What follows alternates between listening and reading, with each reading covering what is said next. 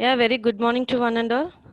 And in today class, what I'm going to deliver is about the types of parsing techniques. About the types of parsing techniques. And in the last class, what we already learned is about the role of the parser and how the role of the parser was structured, and briefly knowing about the role of the parser, and then knowing about some fundamental concepts like what the context free grammar is. And before knowing about what the context free grammar, we already known about what the most important issues that we're having in parsing. And by knowing the issues, then we're knowing about what the context free grammar is and what the derivation is and how to represent an derivation trees and what is an ambiguous grammars. And these are all the topics that I covered in the last class. And in today class, what I'm going to deliver is about the types of parsing techniques and how many types of parsing techniques are there and what we are going to learn in detail. In this class, I'm going to deliver that. And before knowing about the parsing techniques, first initially just I'm revising the main important points of the parsing. See here, see all of you see the slide that I shared to you all. What the slide consisting of? It consisting of some points. Read on those points once. Whatever the points here I defined, all these points are explained in the last class at the concept of role of parser. And initially by knowing what the definition of the parser, then I explained the role of parser by showing an structure and briefly describing that structure. See here, from where the word parsing is. The parsing comes from the Latin parse. The meaning of that Latin parse is an part. And here we all know what the process of parsing is. What the process of parsing is: constructs an syntactic structure from the stream of tokens, right? And here, what is the process of determining? And this parsing is the process of determining if a string of tokens can be generated by a grammar. Underline this word. And here, what the new point that we're going to learn is what the time complexity, that is taking for generating the parsers. See here, for any context-free grammar, there is a parser that takes at most O of n3, O of big O of n3, and this is the time complexity. This is the time complexity, and to parse a string of n tokens. And make a note of this point, most important point. And parsing a string with a context-free grammar. Why? Because the specification that we are using as an context-free grammar. And here what we are doing, finding a derivation of this string, and after finding the derivation of this string from the given grammar, finally what we are doing, we are generating the parse trees. That means we are representing the derivation trees. The meaning of that is the derivation gives us a parse tree, right? And these are the most important points. Just I'm briefing out what the parsing is by giving these points, by explaining these points.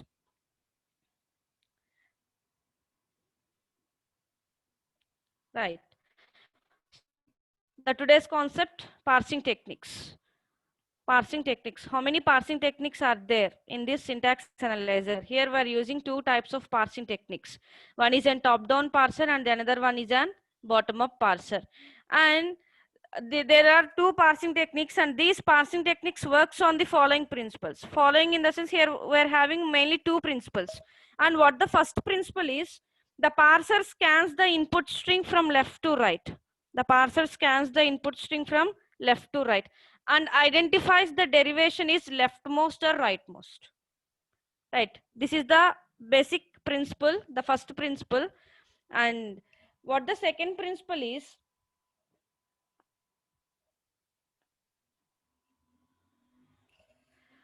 the parser makes use of production rules for choosing an appropriate derivation. And what the two principles that I'm explaining now, that the two principles that were already implemented at the concept of derivation and the derivation trees, right? Again, I am repeating these 2 points. The first main principle is the parser scans the input string from left to right and identifies that the derivation is an leftmost or rightmost.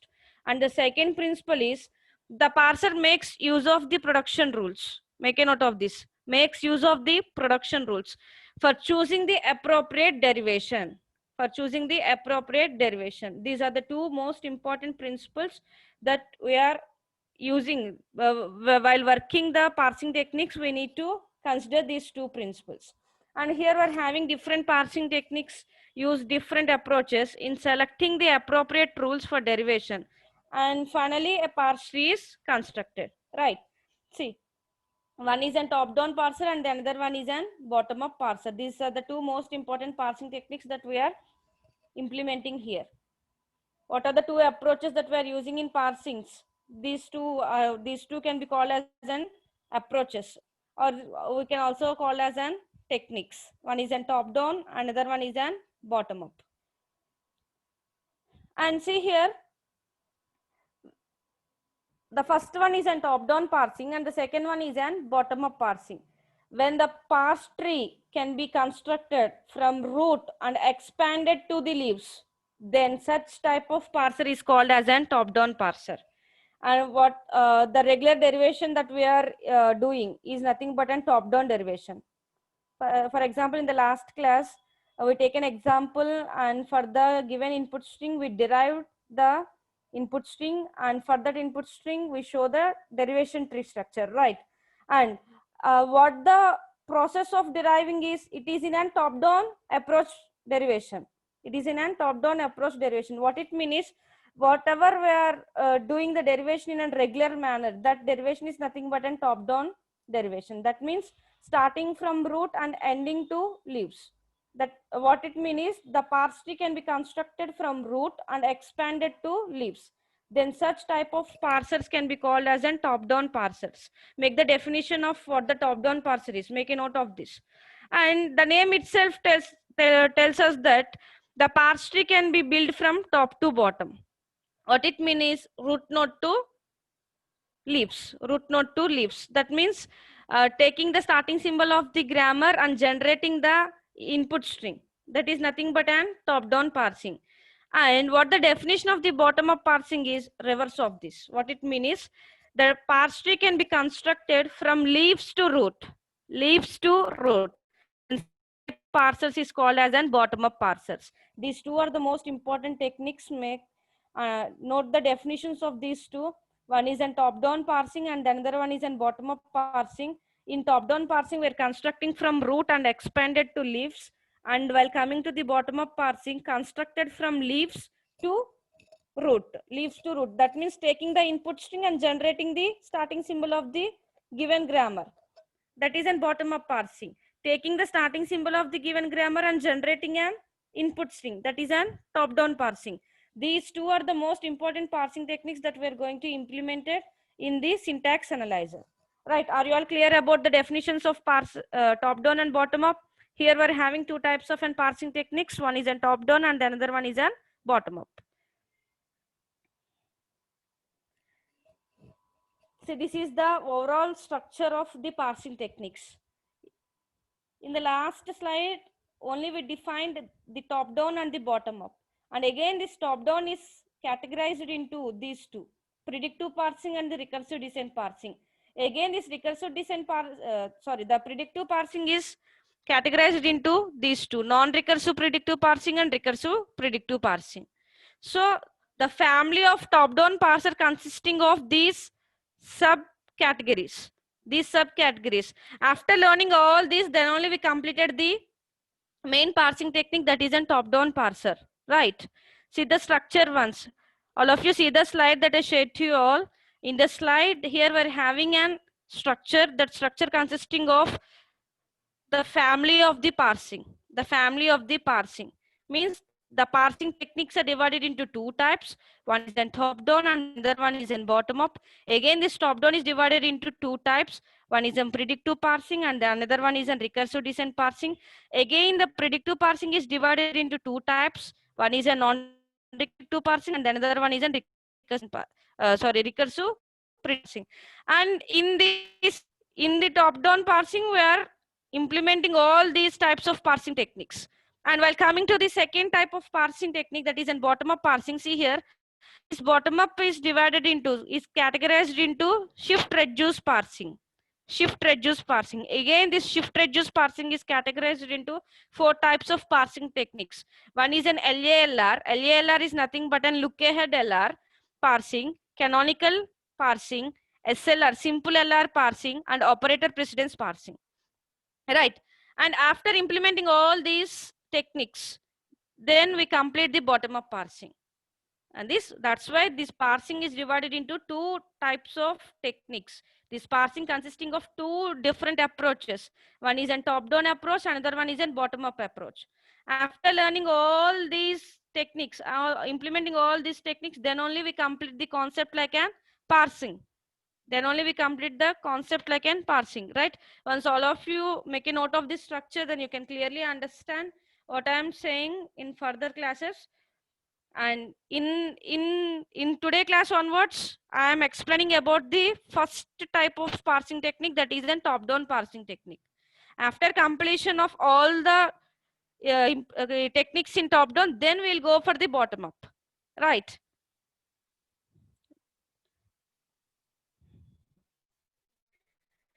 And as I already said that from today class onwards, I am delivering to you the top-down parsing.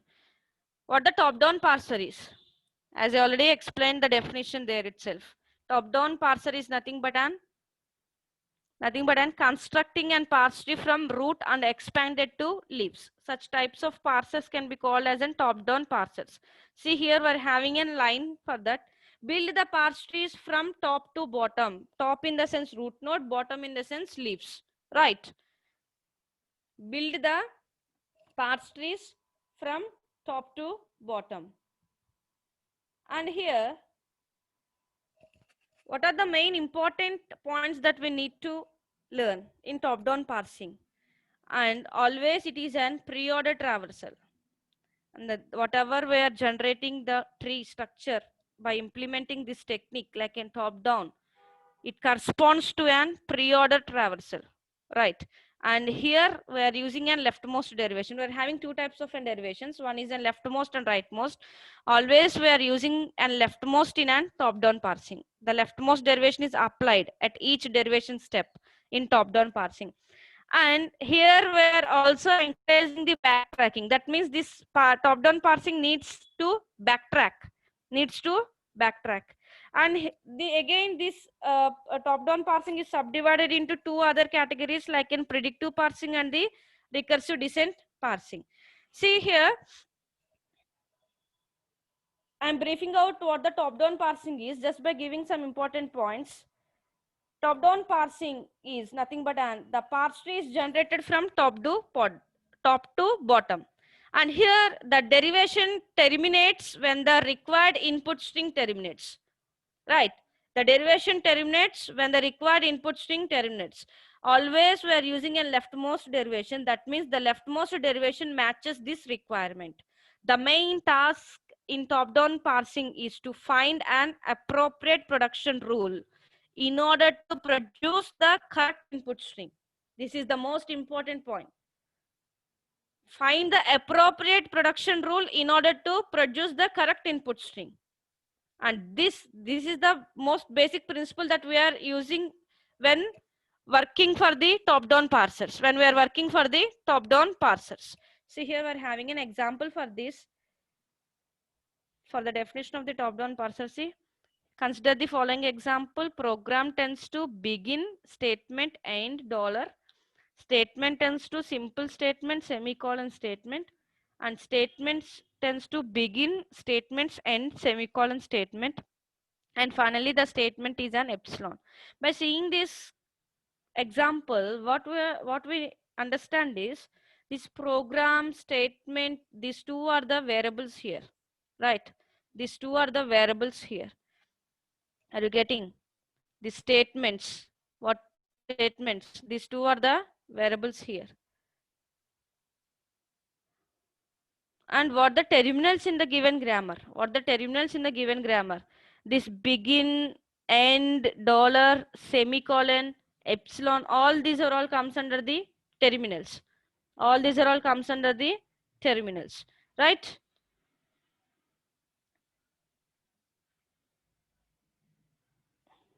Now see how we are generating an derivation tree for the given grammar by implementing a top-down parsing technique. By implementing a top-down parsing technique, what it means is just starting from the root and ending to the leaves. See here, we're having an examples for this. I'm starting with a root. What the program is: begin statement end dollar. Program begin statement end dollar. And see in the given example, what the input statement or input string that we need to generate: begin simple statement semicolon, simple statement semicolon, end dollar. This is the input sequence that we need to generate from the given grammar. So for deriving this, we are using these production rules. For deriving this, we are using these production rules. Make a note. To find the appropriate production rule in order to produce the correct input string. In order to produce the correct input string, we are using this top-down parsing. That is the main task of the top-down parser. Make a note.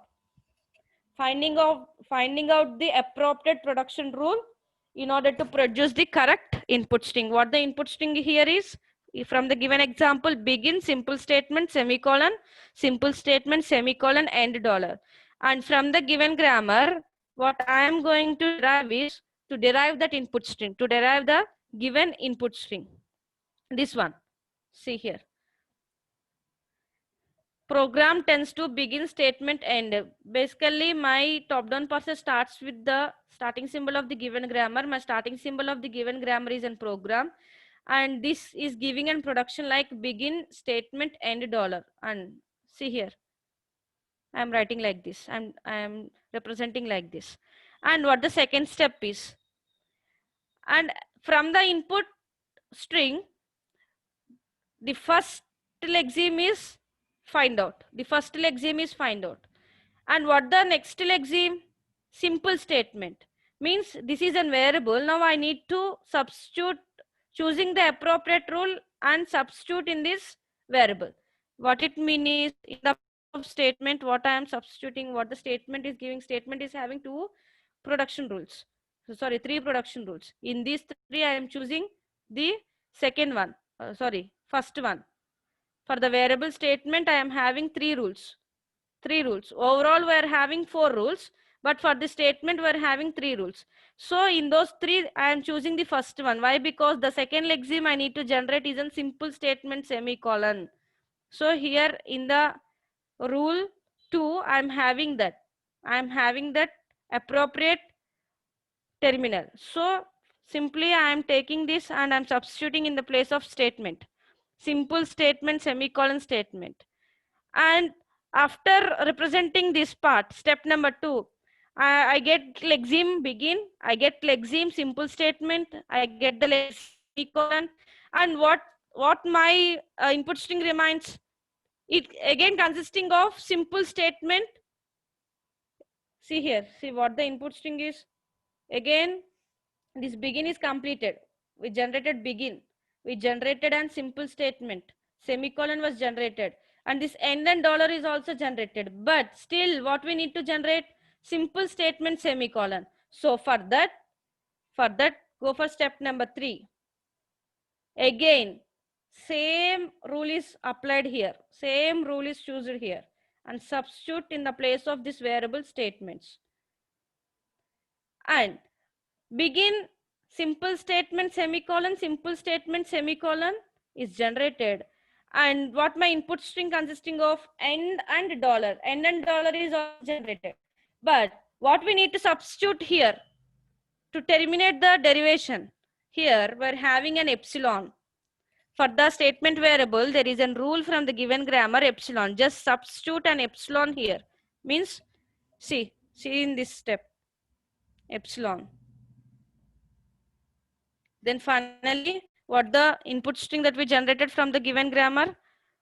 Begin, simple statement, semicolon, simple statement, semicolon, and dollar. Right? This is nothing but an deriving in a top-down approach. Deriving the input string in a top-down approach. Then this can be called as a top-down derivation. This can be called as an top-down derivation. Right? I think you clearly understand the definition of what the top-down is. And by seeing an example, now I think you all understand clearly.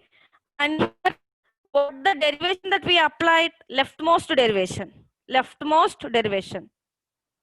See, leftmost derivation. In the top-down approach is always applies and leftmost derivation. See here.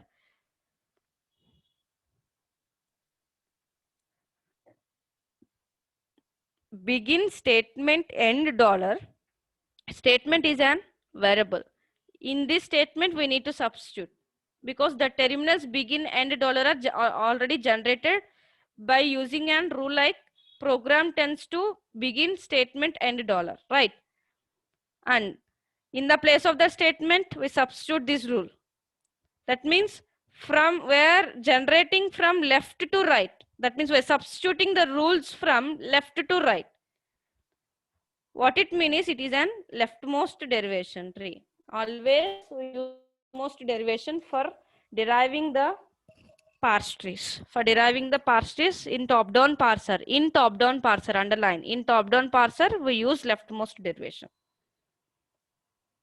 Is it clear? And what the types of, again the top-down parser is categorized into two types. One is a recursive descent parser and the another one is an predictive parser. And now I am explaining about what the recursive descent parser is. See here, recursive descent parser, what it means is, in the name itself it is there, recursive descent. Can anyone understand what the recursive descent means? Recursive descent. What it means is, recursive descent is nothing but a parser that uses collection of recursive procedures. That uses collection of procedures for parsing the given input string. That is nothing but a recursive descent parser. The definition of recursive descent parser is uses collection of recursive procedures for parsing the given input string. And here in this type of parser, the context-free grammar is used to build the recursive routines. See here, we're having an example. We're having an example here. For an input string, read S tends to small r, capital XD, X, O, OA, X, EA. And the variables here we're having are S and X. S and X are the two variables we're using here. See the structure representations, that means the derivation trees for the given grammar. Here we're having a drawback. What the drawback is, this recursive descent parsers involves backtracking. But for learning the further techniques like in parsing, that is in predictive parsers, there the predictive parsers never encourages the backtracking. Means it never involves the backtracking. So here we're taking this as a disadvantage and we're going for learning the other technique like an predictive parsing technique in top-down parser. Right. See, where we are performing the backtrack means, for example, starting with an S derives RXD in the place of X. Why? Because R and D are the terminals. In the place of X, we need to substitute either OA or either EA, right? If I use OA, or my input string that I want to generate is not an OA, again what I need to do, I need to backtrack it. So here, see finally what I am going to generate, EA. The next production is an EA. So this recursive descent parsers involves the backtrackings. This backtracking is an disadvantage when we are implementing the technique like an recursive descent parsers. Why? Because while using the backtrackings, we're having two constraints while processing the compilation. What are those? Time and the space. Both the time and the space gets increased. What it means is that while coming to calculating the time complexity increases by doing this loop section, by performing these loop sections.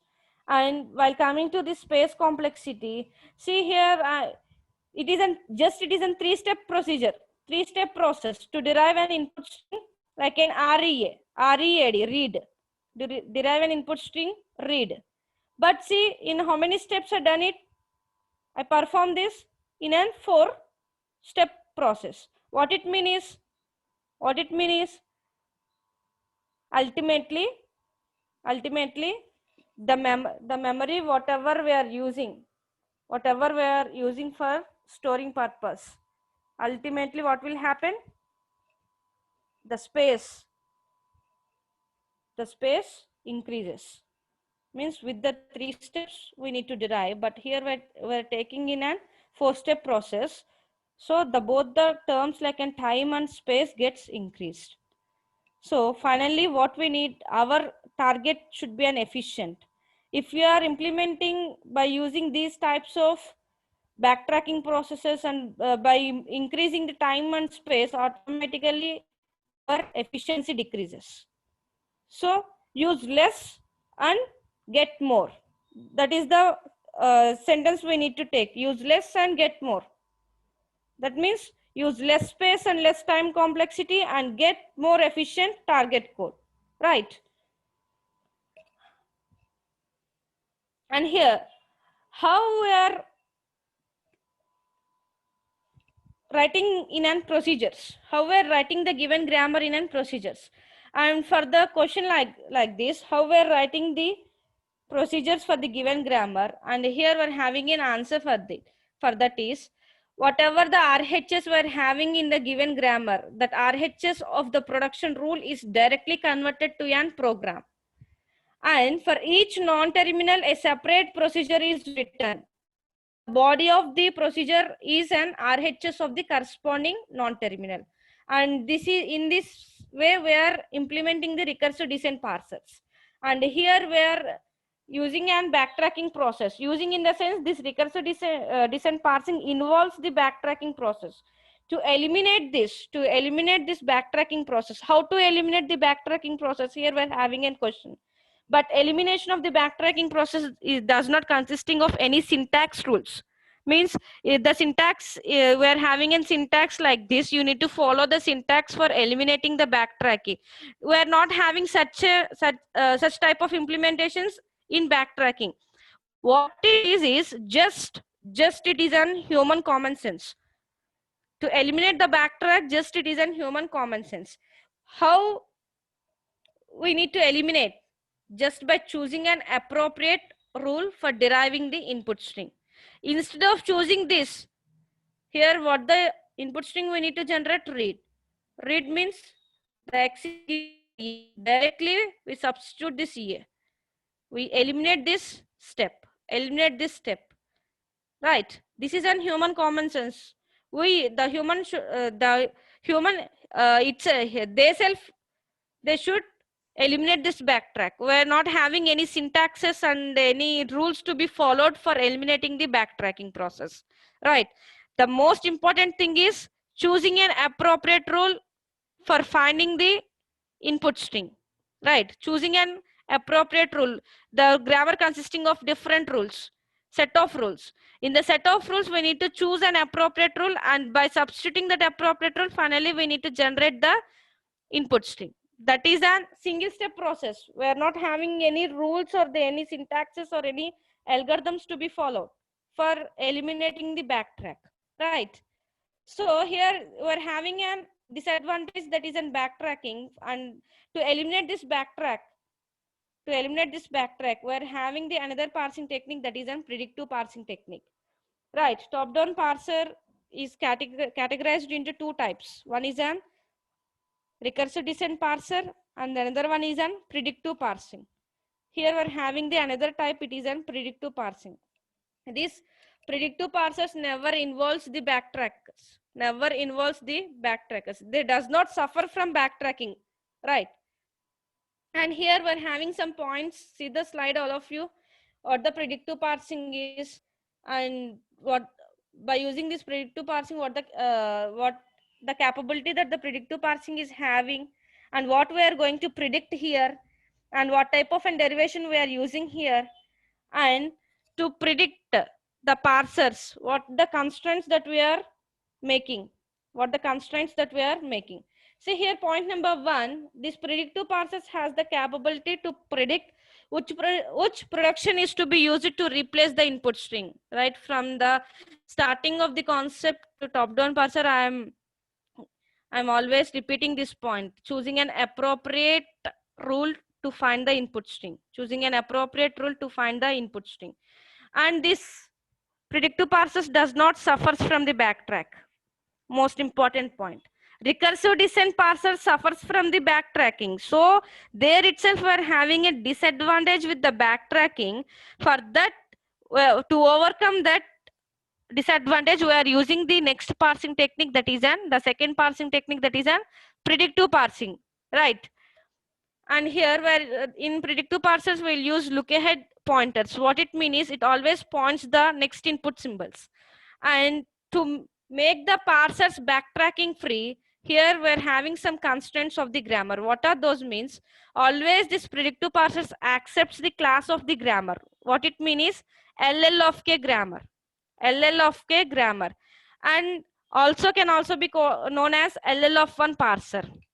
LL of 1 parser. And this is a class of the grammar. To make free from the backtracking, always the grammars, the context free grammar should accept the class of grammars like LL of K. LL of K grammar. What these two L's I will explain in the next slide. And overall, this can be called as an LL of 1 parser. It can also be named as a predictive parser or LL of 1 parser, right?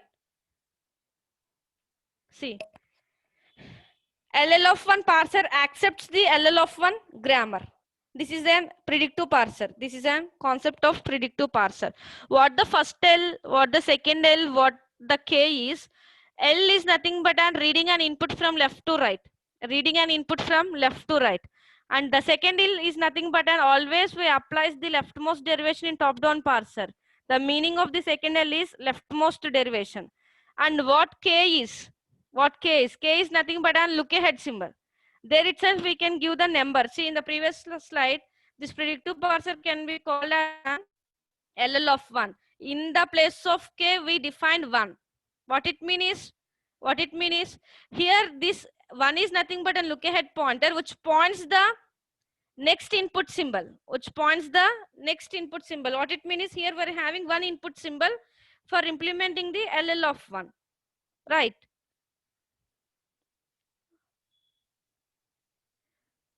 See here.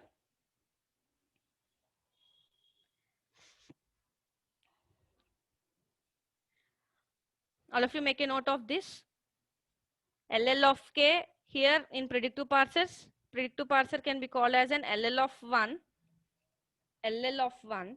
What the first L is an left to right scanning the input string. The second L is an leftmost derivation. K is an look ahead symbol. Right. Is it clear?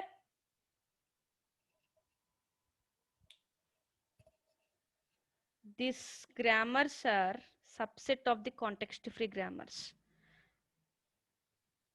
See here, whatever we're using the grammars in an implementation of parsing techniques, all those grammars are subset of the context free grammar. Right. To construct the predictive parsers, now we're going in detail of the construction process. To construct the predictive parsers, what the following steps that we need to follow? Here, first, initially, after taking the input in the form of a context-free grammar, taking the input from the context-free grammar, what we need to do is, what the steps that we need to follow is, see, removing unreachable productions. Removing unreachable productions. And the second one is removing ambiguity from the grammar. Removing ambiguity from the grammar. And the third one is an eliminating left recursion. Eliminating left recursion. And fourth one is an eliminating left factorial of the given grammar. And then implement first and follow functions. Implement in a sense construct first and follow functions. And finally constructing an parsing table. Before implementing the last 2 points, initially we need to construct all this. Need to construct all this means we're taking the input in the form of a context-free grammar. Now I'm having the input in the form of a context-free grammar. I need to check it out whether there is any necessity to remove any unreachable productions in the given grammar. And I need to check it out whether the grammar consisting of ambiguity or not. I need to check it out whether the grammar consisting of left recursion. If the grammar consisting of left recursion, how to eliminate that? If the grammar consisting of the left factorial, how to eliminate that? These are the problems of the top-down parsers. For example, you're having a question like explain the problems of top-down parsers or list out the problems of top-down parsers. These are the most important problems. One is removing unreachable productions, and we all know the concept of simplification of the grammar or reduce the grammar in formal language and automata. After learning the context-free grammar definition, they were having the another concept like an simplification of the grammar. There were simplifying or minimizing or reducing the given grammar by eliminating three steps. By eliminating in a three-step process. What first step is removal of useless symbols, removal of unit productions, removal of epsilons. Right? Once recall all those, then you can clearly understand. That is nothing but removing unreachable productions. Removing unreachable productions. What it means is, after taking the input in the form of a context-free grammar, we need to simplify the grammar. We need to simplify the grammar. Just by checking out whether the grammar consisting of any epsilons, just eliminate those. If the grammar consisting of any useless symbols, eliminate those. If the grammar consisting of any unit productions, eliminate those. Then take the modified grammar. Then take the modified grammar and check it out whether the modified grammar is an ambiguous grammar or unambiguous grammar. Here, to implement the parsing techniques like an top down and the bottom up, the grammar should be an unambiguous grammar. Make a note, the grammar should be an unambiguous grammar. It should not be an ambiguous grammar. So if the grammar consisting of an ambiguity, you need to eliminate that ambiguity. And how to eliminate all these? We're having some syntax rules to be followed. By applying those syntaxes, we are modifying the given grammar if the grammar consisting of all these, right? And how to eliminate the left recursion and how to eliminate the left factorial. These four comes under the problems of top-down parsers. These four comes under the problems of top-down parsers. After eliminating these, then the final modified grammar can be called as an context-free grammar. Can be called as an context-free grammar, or it can also be called as an context-sensitive grammar. And for that grammar, for the modified grammar, we need to construct the first and follow function. We need to construct the first and follow function. And after constructing the first and follow function, then finally we are constructing a table for that. Right? Right. I think, do you all understand the concept of constructing the predictive parser? Right. See how to remove the unreachable productions. Just by seeing an example, you can easily understand. Removing unreachable production. See here, I am having an example. S tends to A. Both S and A are the variables. A is giving an terminal. What it means is A defines an terminal. Directly it is defining an terminal small a. B is defining an terminal small b. Means here totally we are having three rules. In the three rules, S is the starting symbol of the given grammar. And from the S, we are having the variable A. But from the S, from the root node, where there is no, the B was not defined from the root itself. The variable B is not defined from the root itself. Make a note of this. But B is giving an terminal and A is giving an terminal. In the place of this A, if I substitute this terminal, then finally S is deriving an input string like an A, or A directly derives an input string like an A. But where I need to substitute this, rule, B tends to B. So these types of productions can be called as an unreachable production. Unreachable production means the B is an dead variable here. B is an dead variable here. When it becomes an A, if the root node like an S, root is an SEA. When the root node defines the B and from there itself we write a rule for the b, then it can be called as a live variable. Then it can be called as a live variable. And see, by using the having this rule, we are not using this rule. Our grammar consisting of this rule, but we never use this rule because there is no variable like an b from the root node or from the a. So where we need to substitute, the b does not appear. Never, it does not appear. So this type of production can be called as an, the variable is an dead variable and the production is an unreachable production. Right? You clearly understand now? This is an unreachable production. And we are having an algorithm for this.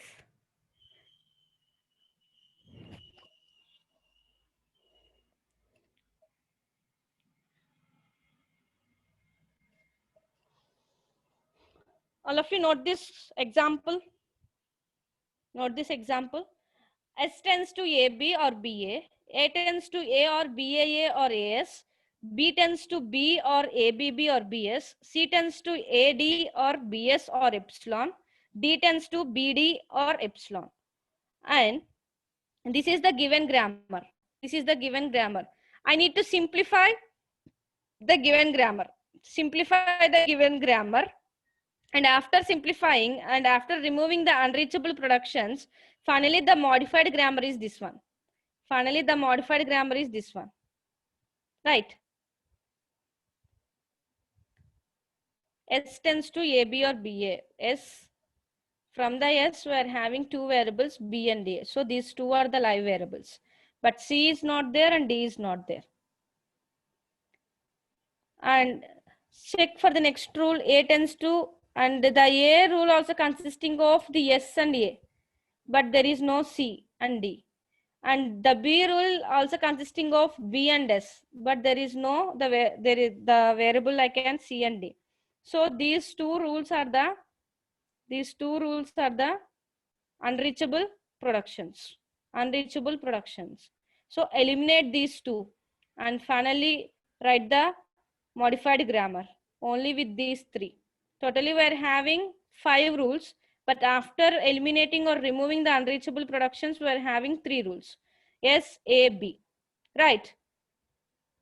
If you check the derivation for this, in the place of B, if I use small b, this rule is correct because it generates the terminals. In the place of A, if I use small a, again this rule is correct because B small a, where what it means is the terminals that we are generating deriving from the rule S tends to BA. So the both rules for S are correct. And check it. A is directly defining an terminal A. And A is having another rule BA. In the place of these two A's, if I use this A, then it is an correct rule because it derives the input string. In the place of S, if I use either it may be B, AB or BA, the B is giving small b and A is giving an small a. So finally, by checking all these, all the rules, whatever we get after removing the unreachable productions, all these are all the valid rules. So this is an final modified grammar consisting of 3 variables S, A, B. Right. This is the way of eliminating unreachable codes. This is the process of eliminating unreachable codes. How to eliminate ambiguity? How to eliminate ambiguity? Ambiguous is nothing but generating more than one parse tree for some sentence. The sentence is nothing but for some input string is said to be an ambiguous. And here we're having two types. One is a left associativity and another one is a right associativity. What it means is left associativity means replacing in a right non-terminal, and right associative is nothing but replacing in an left non-terminal. Replacing in the sense substituting the rules in an left variable and the right variable. Right? See here, we're having an example for this. See. S tends to S plus S or S minus S, S star S, S or S num.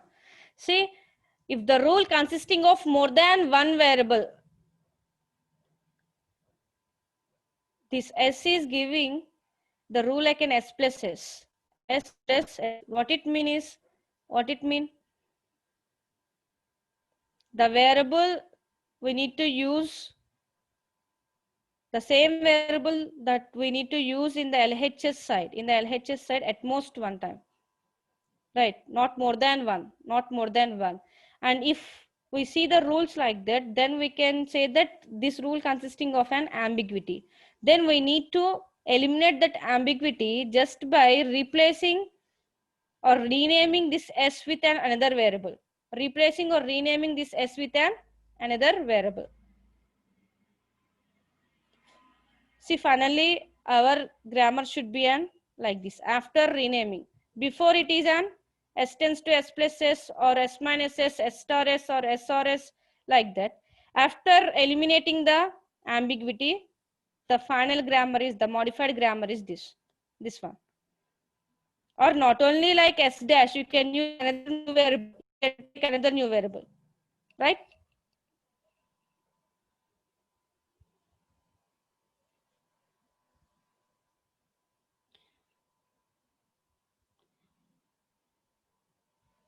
See here, S tends to S plus, in this place of S, we replace this S dash. And this is a new variable. To make it as an live, you need to define another rule like an S. S tends to S. S minus S. Minus S dash or S dash. What S dash is? Again, it is an S or S star S or S. And again, we are replacing this with an double S double. Or this is in this way, if you are eliminating the ambiguity, which gets confused. So in the place of S dash, just you can give a new variable like an T. See, S tends to S plus T. What the T is? T tends to S, because T is a new variable. I am defining the rule for the T. T tends to S, right? And now this becomes T minus T. This becomes T minus T. Again, here we're getting an ambiguity. And now I am using F. I am using F in the place of T. That means T tends to F. And here S tends to S plus T or S minus, that is T minus F, or now coming to here, F star F, F star F. Again, here we're getting an ambiguity. So what we're doing, again, we're renaming it with another variable, like an Z. That is an F star G and G by G. Again, here we're getting an ambiguity. So again, we're replacing with another variable, right? I will clearly explain this topic again in the next class with another example. This example makes you somewhat confused. So for the concept of an ambiguity, I will give another example in the next class. Don't worry about this, right? And in today's class, I complete the topic about what the top-down parser is and explaining a top-down parser with an example, and then types of parsings and how many types of parsing that we're having in TDP in the sense top-down parser, and what the recursive descent parser is, what the predictive parser is, and for constructing the predictive parsing, what the rules that we need to follow for process of construction. And these are the concepts that I delivered in today's class, right? I think you all are clear. And in the next class, again, I'll repeat the same concept like an ambiguity by showing with an example, clearly explaining with an example. Then I will go over the next concept like an elimination of left recursion and left factorial, and the remaining steps that we are having now. So I will explain the remaining steps for the construction of the predictive parsing, right?